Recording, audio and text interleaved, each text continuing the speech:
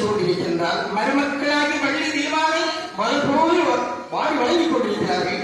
இது மட்டுமல்ல, 33 கோடி தேவர்கள், 46 ரிஷிமார்கள், சங்கத்தார்கள், சமயத்தார்கள், மாணவர்கள், கிண்ணர்கள் எல்லோரும் சூழ அமர்ந்திருக்கிற பொழுது சாட்சா சேவமாக நித்திய கல்யாண செல்வனாக போராதமாக பார்வதி எழுபத்து வைத்த விடமாக தங்கள் விஜயராசர்கள் அமர்ந்திருக்கிறார்கள்.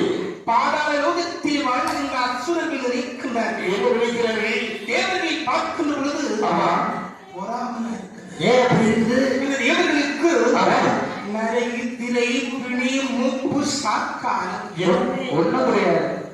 பூலோக மக்களை போன்று நாம் அசுராக இருந்து கொண்டு தினம் செத்து செத்து பிழைத்துக் கொண்டிருக்கிறது. என்ன ஒரு பிழைப்பதாக இந்த தேவர்களை போன்று நாங்களும் சாரா.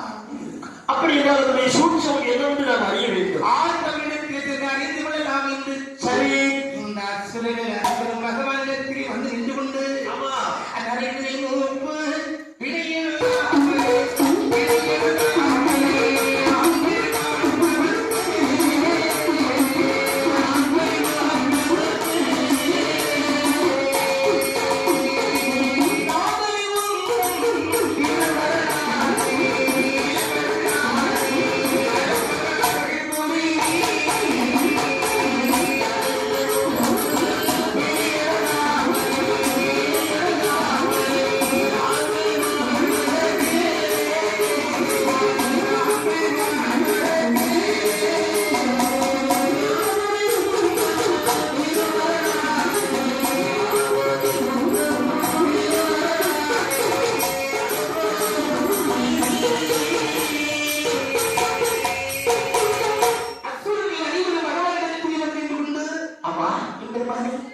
பெருமானே தேவர்களை போட்டு சாகாமல் இருக்கணும்னு ஆசைப்படுறோம். அதற்காக வேண்டித்தான் இங்கே வந்தீங்களா?